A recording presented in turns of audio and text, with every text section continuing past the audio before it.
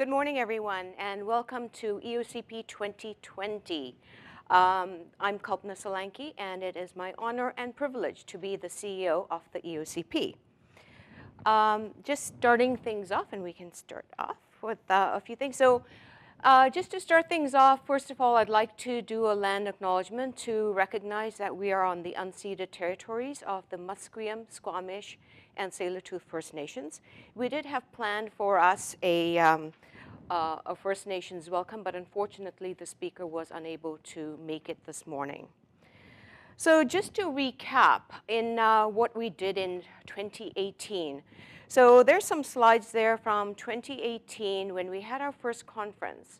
And that was the EOCP's first conference at the age of 52. And it came about as a result of us consulting with our operators and asking them what they wanted from us. And they said, we want a conference. We want a conference that's an operator conference specifically designed for operators, not as an afterthought, with operator input with regards to the content. So the EOCP team and the board directors and we all pitched in and we made it happen.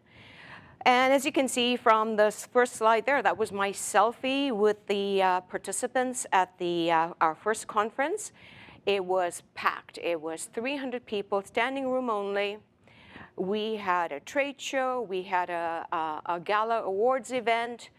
It was an incredible gathering. It was a different time. No masks, no physical distancing. We had great meals together, great networking options, and shared some drinks together. Fast forward to 2020. Things are a little bit different right now. What we're going through right now is what some experts call VUCA times. And what we've managed to do at the EOCP, we started planning this conference expecting that it was going to be an in-person conference. And then we pivoted to a hybrid conference, partly in person, partly virtual. And then eventually we had to pivot completely to a virtual conference because of COVID-19 related restrictions.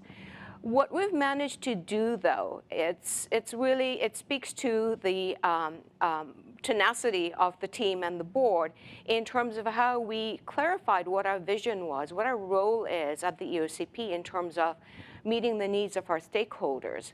We've been agile, we've been really nimble, and we've been able to manage through some of the challenges that have been thrown our way over the last little while.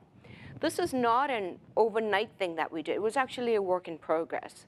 Since 2016, we've been planning for, well, doing contingency planning in terms of could it be a fire or a flood or an earthquake? How do we continue with our operations? Well, fire, flood, earthquake did not happen, thankfully, but the pandemic did. And those same contingency plans that we had put in place came in use during this pandemic. Unlike other jurisdictions in Canada, we've barely skipped a beat. We are providing exam sessions, we are providing facility classifications, and we're working with our training providers to make sure that courses are available for operators. Along the way, we've also been working on some new initiatives. And one of the things that I think we've kind of developed a bit of a reputation for being willing and able to work collaboratively with our stakeholders when it comes to issues related to public health and the environment. So there are three main initiatives, new initiatives that we've been working on. The first one is a new operator training school. This is really exciting. It was a collaborative effort between Metro Vancouver and some member municipalities, Tsawwassen First Nation, and BCIT and the EOCP. You may think, well, why do we need another operator school when we have two in the province? The two operator training schools, which are amazingly good, are in the interior and in the Okanagan. What a lot of the utilities were facing here is that operators would come down here to do their co-ops, the students would come down here, do their co-ops, and then they'd go back to their communities because they did not have roots in the Lower Mainland. And even if they wanted to stay, they said the cost of living was too high. So what this gives us an opportunity to do is attract Lower Mainland students. And why is this especially important is because when you look at the demand, this is where the demand is the highest. We have a growing population in BC, but especially in the Lower Mainland. We have a lot of retirements, and we have a really huge need for operators. This is such an exciting initiative, and the fact that it's come together so quickly and so well with subject matter experts and other professionals in the water, wastewater industry being involved in developing the courses and also in the presentation of those courses. And it's come together so well that I can't believe that within a year we've got this together, and that the first cohort for the operator training school will be starting up in January 2021. A new certification. The Building Water Certification is a brand new certification that came about as a collaborative effort between the EOCP, City of Vancouver, and Vancouver Coastal Health. And this came about as a result of concerns with regards to a building starting up again after pandemic closure, and also related to the impact of cooling towers and ornamental fountains in terms of being breeding grounds for Legionella pneumophila, but also encompasses the component with regards to building water systems where anti-corrosive materials are added to drinking water to protect strata's piping structure, basically. So this is a new certification. Some training providers are already gearing up for providing the training related to the certification. And the certification will be available via the EOCP as of January 2021. Along the way, some of you might recall that we started off an operator peer network last year. And the operator peer network, the main goal there was to provide an opportunity for knowledge transfer between operators with experience and new operators coming into the field. And we started on that project, and it was just getting going, and then this fledgling project was asked to come and help with regards to support during the pandemic.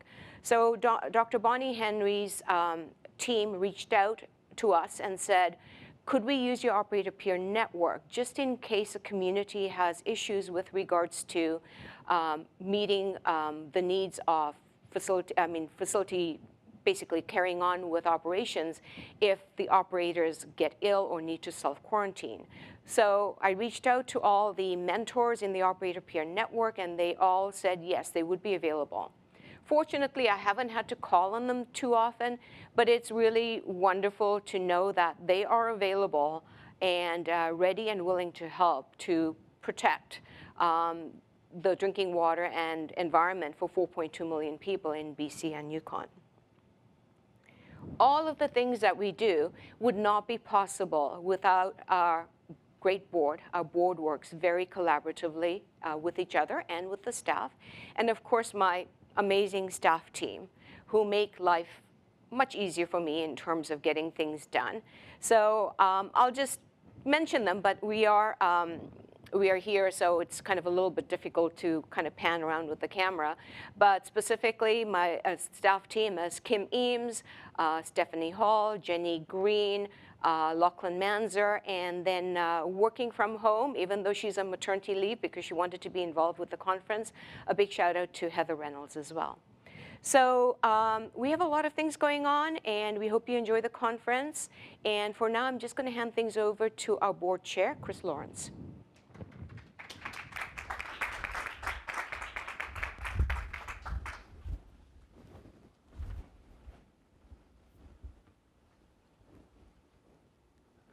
Morning, everyone.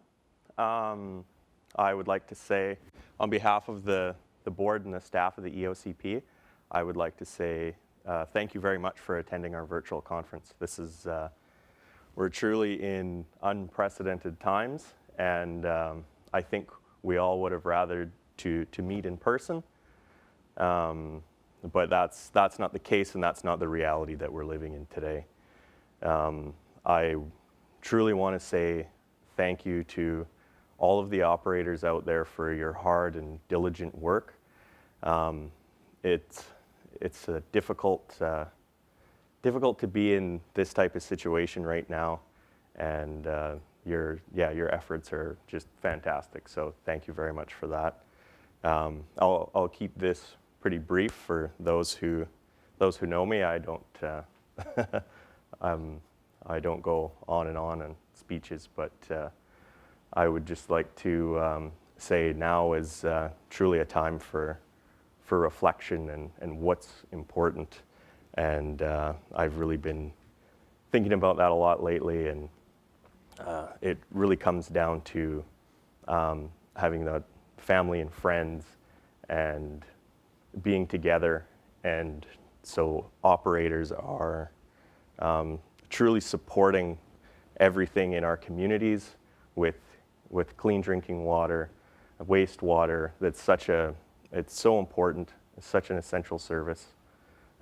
So thank you very much. And I'd also like to thank the board directors and the staff for all the hard work they've done on this conference. So I hope you're able to engage and share and enjoy this conference. Thank you very much.